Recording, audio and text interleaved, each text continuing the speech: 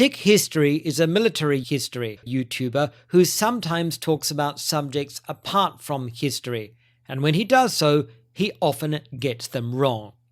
In previous videos, I've shown that TIK has a habit of inserting specific words into his quotations of sources which didn't contain them, and subtly paraphrasing his sources so they were worded the way he preferred, instead of simply quoting what they actually said. He takes word A, which a source actually used, paraphrases it with word B, which shares some of the meaning of word A, but also has other meanings, then paraphrases word B with word C, which means something very different to the original word A in the historical source. TIK then attributes the meaning of word C to the original word A in the historical source. Let's look at some examples. TIK's word substitution game.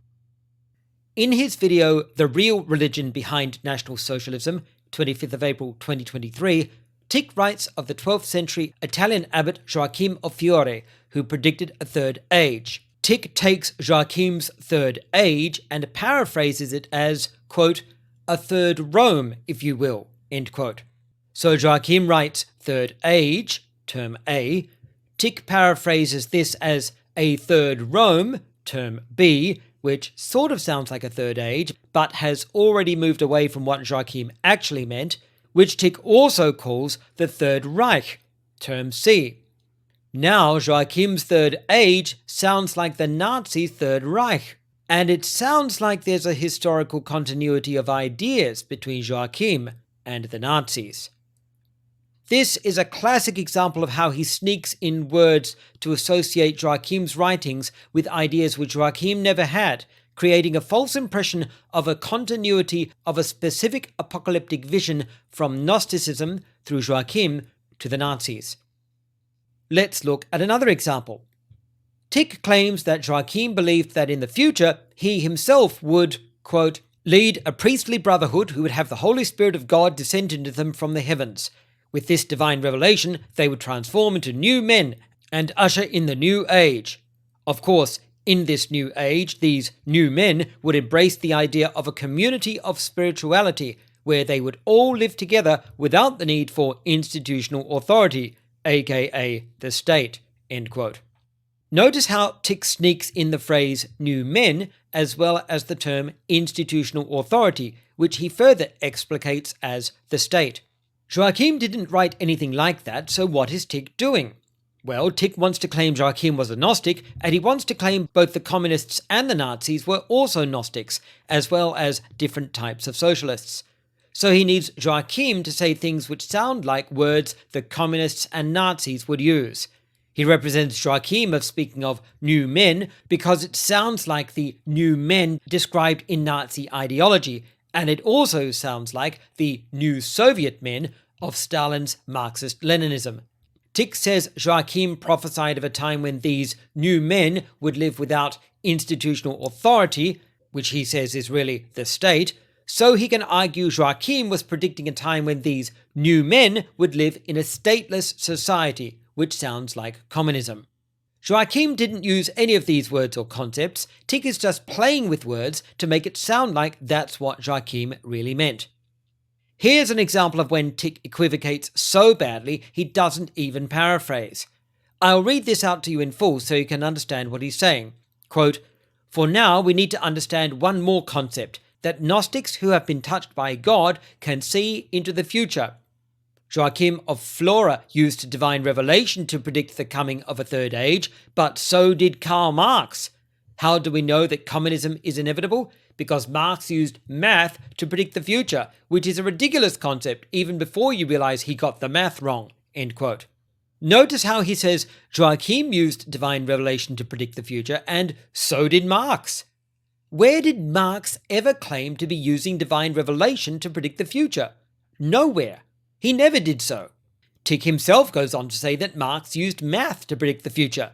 Now, regardless of the extent to which that is even true, how is using math to predict the future the same as using divine revelation to predict the future? Does TIK think math is divine revelation?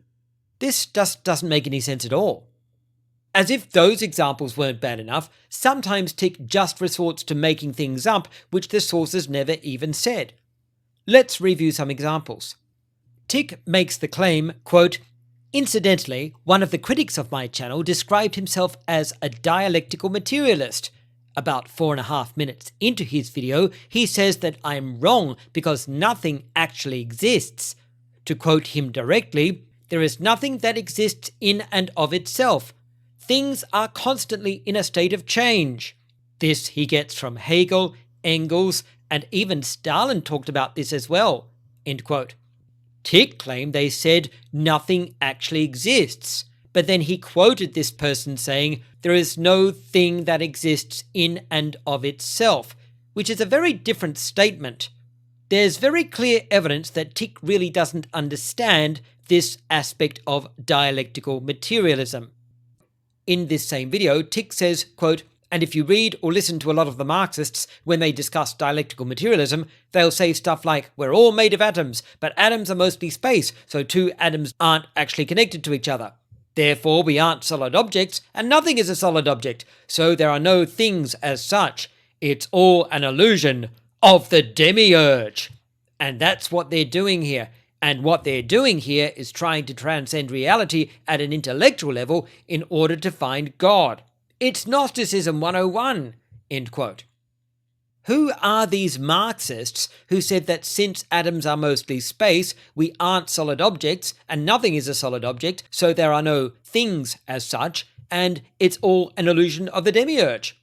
Marxists are materialists. They literally believe that there are solid objects, that things are real. That's one of their foundational ideas, and it's foundational to dialectical materialism, which TIK is completely misrepresenting. Now, I'm not a Marxist myself, so let's read what actual Marxists have said. In 1941, Marxist scientist John Haldane pointed out that, as described by Lenin, quote, "The solo property of matter with the recognition of which materialism is vitally concerned is the property of being objective reality," end quote. In other words, Marxist materialism is vitally concerned with the property of matter as objective reality, as literally physically existing. That's foundational to Marxist dialectical materialism. Incidentally, the statement that atoms are mostly space is something you'll find scientists and science communicators say when explaining in simple terms that the amount of mass in an atom is disproportionately small in comparison to its volume. In other words, there is real stuff there, but there's very little of it in proportion to the amount of space it takes up, much like the solar system. When it was discovered that atoms were mostly space, it was idealists, the opponents of Marxist materialists, who thought this undermined material reality. Haldane addressed this when he said that some scientists of his time were what he called idealists because they didn't have an explanation of what the mind was, so they thought the mind must be non-material, which Marxists like Haldane rejected. Marxists refer to anyone rejecting materialism as an idealist. Haldane went on to explain that since it had been discovered, quote, "that matter does not have the properties which were ascribed to it a generation ago by the majority of scientists," end quote, consequently, quote, "the idealists conclude that matter does not exist," end quote, adding, quote, "this conclusion is, of course, very welcome in reactionary circles," end quote. So Haldane points out that the people who responded to the news that atoms are mostly space with the idea that matter does not exist were the idealists, the opponents of the Marxists. Haldane scoffs at this conclusion as, quote, "very welcome in reactionary circles," end quote, where reactionary refers to his anti-Marxist opponents. Again, in 1965, Marxist author Avishai Yakot, in a work literally entitled "What is Dialectical Materialism?" wrote, quote, "Life, everyday practical activities convince us that the world exists. It is of a material nature objectively, independently of man, of his consciousness, sensations, and desires," end quote. Like Haldane before him, Avishai then commented on how some people had misunderstood the scientific discovery that atoms were mostly space, writing, quote, Bourgeois idealist philosophers were not slow in taking advantage of these discoveries.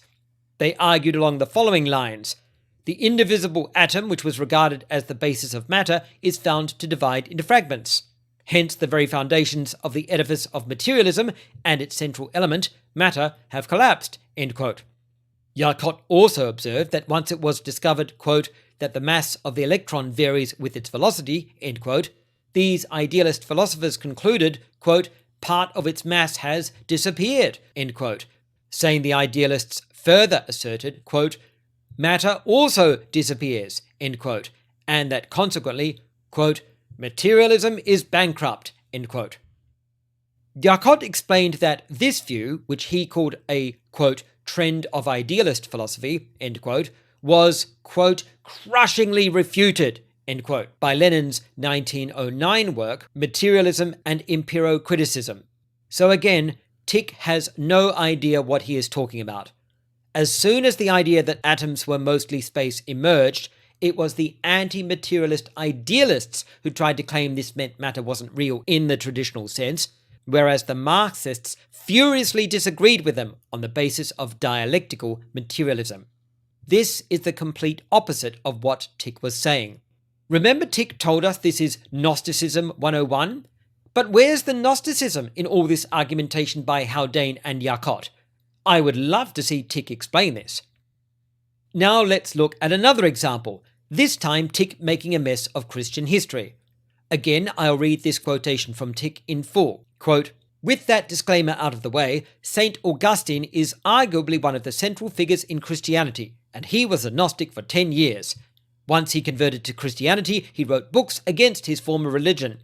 Well, as a result, he railed against St. John, calling the book of John, the book of Revelation, ridiculous fables. That's St. Augustine saying that, not me.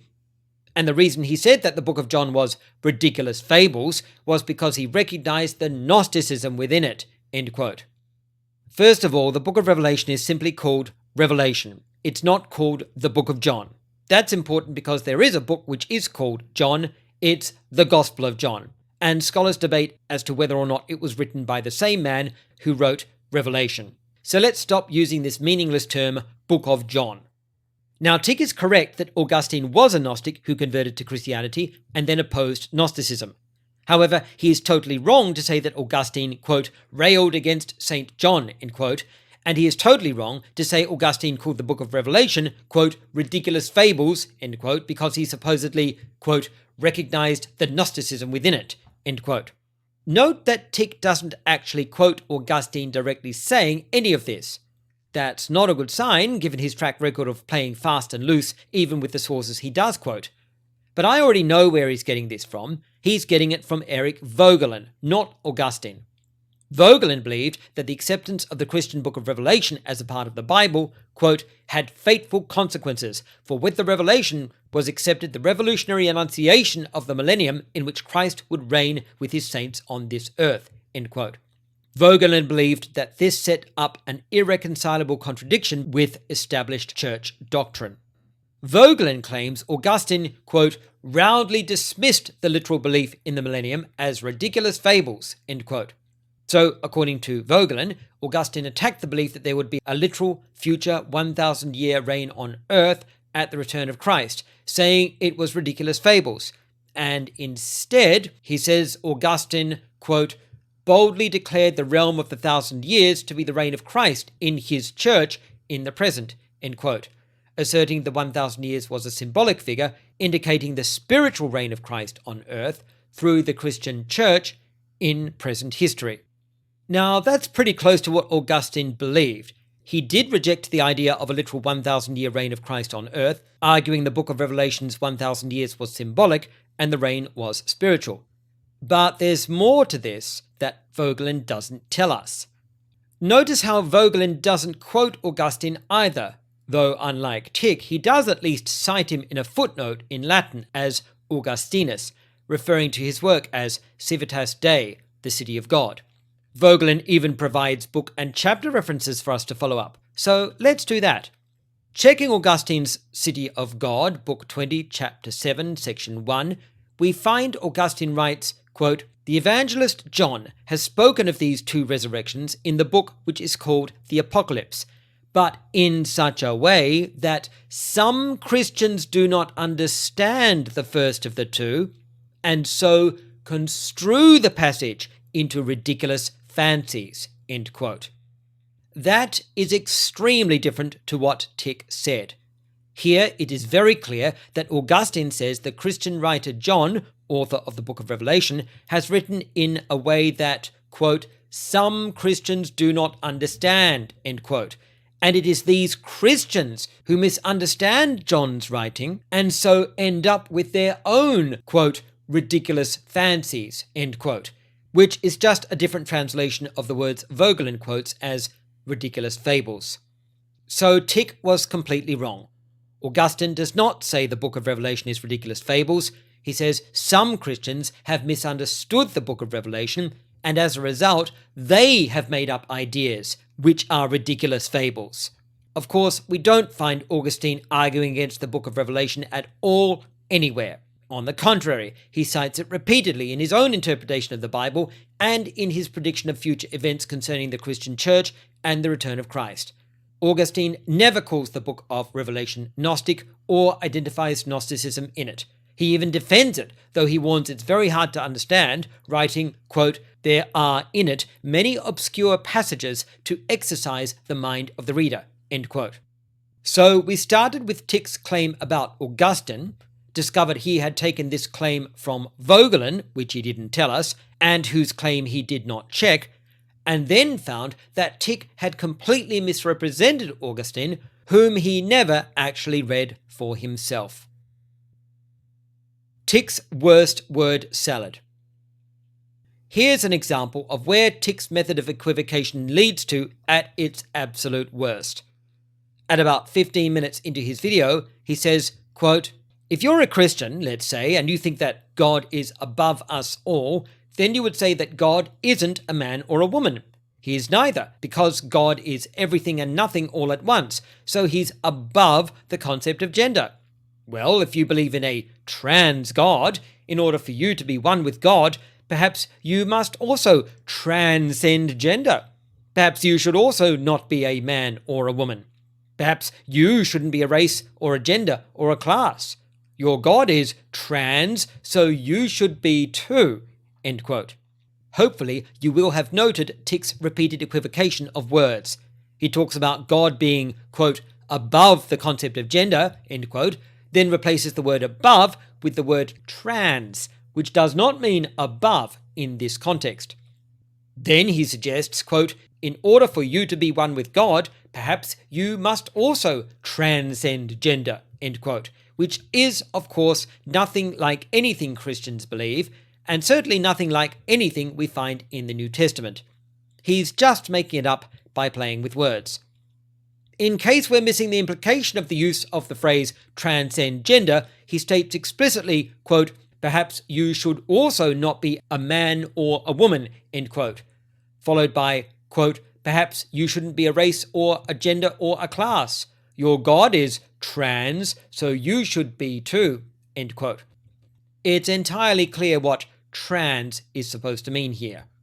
TIK then tells us, quote, "and it's that logic that runs at the heart of Gnosticism. Transhumanism is little more than an attempt to be one with God," end quote. And now he's moved to another word just because it shares the prefix trans. Anyone remotely familiar with transhumanism will be aware that it is nothing to do with being one with God. It's an entirely secular philosophical concept involving little more than the idea of humans democratizing technology so as to enable people to improve their physical and mental condition, overcome any of their current frailties, and consequently enjoy a better quality of life. Transhumanism includes scientific advances such as the invention of anesthetic, so people can be made temporarily unconscious and insensitive to pain while major operations are performed, which is not only incredibly mundane and non-spiritual, but very far removed from the idea of becoming one with God. Rather, it's about the very down-to-earth idea of improving quality of life instead of lying screaming under a knife. TIK then clarifies his comments on the so-called trans God somewhat, saying, quote, "By the way, I'm not saying that the Christian God is trans, nor am I saying that you should be trans. What I'm trying to get across to you is the concept at the heart of this. If you think God is trans, you will be too. That shouldn't be an unfathomable concept to a Christian." End quote. As a Christian myself, I find this completely unfathomable, not only because TIK has failed to define any meaningful way in which God could be considered trans, but also because he has failed to explain why any Christian would want to be trans simply because they consider their God to be trans. A very large proportion of Christians have historically believed God's true identity is essentially beyond gender categories, with father simply being an anthropomorphism for the benefit of human comprehension. And many Christians still believe this. But where is the evidence that Christians have concluded from this belief that they must be trans, in TIK's sense of becoming neither man nor woman? This entire connection between Gnosticism and a trans God who transcends gender, along with the conclusion that the followers of this trans God should also transcend gender, is unsurprising given the similarity between TIK's video and an earlier video by an anti-trans propagandist, James Lindsay, uploaded on the 4th of April 2023, entitled "The Queer Gnostic Cult," in which Lindsay claimed, quote, "Strange as this gender ideology may seem, perverse as it is, it can only be understood in terms of the esoteric cult religious structures called Gnosticism and Hermeticism." End quote. TIK is not only very obviously aware of Lindsay's work, but has been influenced by it. In fact, it's clear that Lindsay is the person who convinced TIK of this entire secret history of Gnosticism idea, since in the very video of TIK we're examining, he says, quote, "Recently, one of my viewers recommended I watch Dr. James Lindsay's video titled "The Negation of the Real." I had watched some of Lindsay's stuff. I have his book on race Marxism, but I hadn't watched that video. Well, when I did, all the stars aligned. All the pieces of the puzzle fell into place. I've done a bit more reading since then, and I can now confirm it." End quote. Is TIK a Gnostic communist? To show you how irrelevant and misleading TIK's kind of word salad is, let's try it ourselves. Like many other people, TIK uploads videos on the website called YouTube. If we break down that word, we find it's actually a deeply significant spiritual statement, you to be. So YouTube is a place you go when you want to be something. What do you want to become? Well, that's easy to figure out. We all know that people who upload videos on YouTube are called creators. So YouTube is the place you go when you want to become a creator. You want to become divine. You want to become one with God. That's already sounding very Gnostic, but there's more. YouTube isn't a physical location. It's an immaterial realm. And where is this immaterial realm? In internet language, it's in the cloud, or heaven, if you will. So uploading videos on YouTube means you want to escape the material world and become divine, being one with God by being a creator in the immaterial realm of heaven. And how are people motivated to do this? Well, YouTube creators are typically motivated by profits, or prophets, if you will. They follow their prophets to escape the material world and become a creator in the immaterial realm of heaven. They even have an evil demiurge in their religion, which they call the algorithm. Just Google the phrase, "the algorithm is evil," and you'll find countless YouTube creators making videos and posts using phrases such as "YouTube's evil algorithm" and "is the YouTube algorithm controlling us?" just like Gnostics talk about the demiurge. It's completely transparent that this is outright Gnosticism, and TIK is a Gnostic. Remember how he asked you to take a leap of faith just 8 minutes into his video? That's because Gnosticism is based on faith, not evidence, since evidence is of the evil material world created by the demiurge. He doesn't want you relying on evidence. He just wants you to take his word on faith. Remember how he said he was going to tell you about a huge ancient religion that does exist, but that you've probably never heard of it, and how this knowledge has been suppressed and kept secret for centuries, but now he's going to tell you all about it? That's because he sees himself as the prophet bringing you the secret knowledge, the gnosis, with which you too can be, transcending the material realm to join him in heaven and become a creator just like him.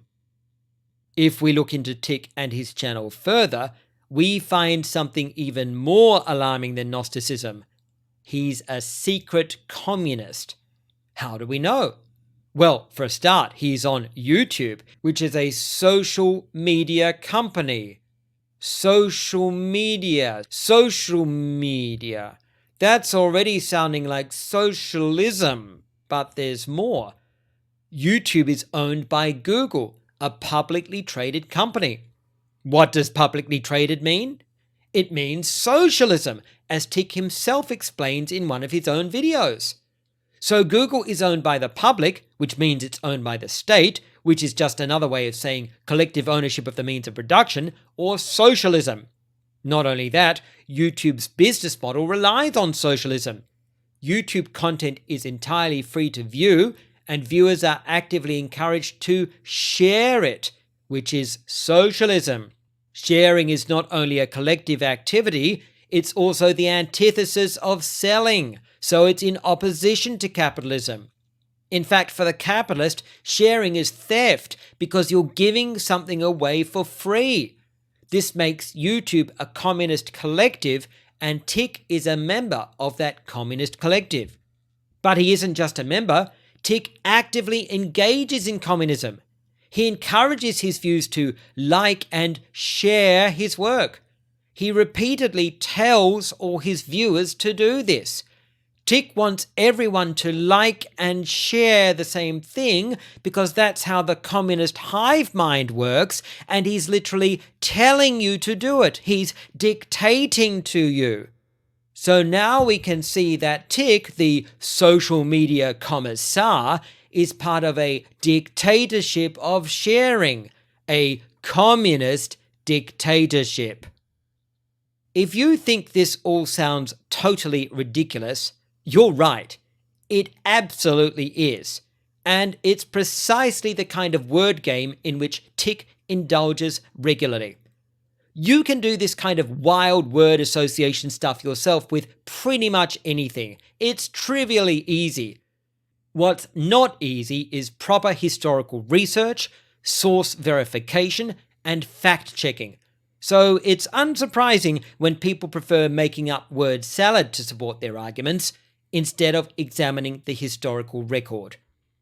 If you think I'm being too hard on TIK, just remember that he's a long-time YouTuber who knows very well how to do proper historical research, and his channel content is typically sourced and presented to a much higher degree of accuracy than many other history channels, especially military history channels. So it's not like he's incapable of doing the work necessary to get the facts straight on this subject. It's just that in this case, he hasn't used the standard historiographical method. He's placed massive over-reliance on a single source which he didn't validate, and he hasn't even checked any relevant and current academic commentary on the topic, and he certainly hasn't spent any time reading and interpreting the primary sources. So, why is this? What is the reason for his complete blind spot in this area when he uses a completely different method of research for his military history videos? He needs to answer that himself. Meanwhile, his audience needs to be extremely careful with everything he says and hold him to a much higher standard of fact-checking, citation, and source validation than he is currently practicing.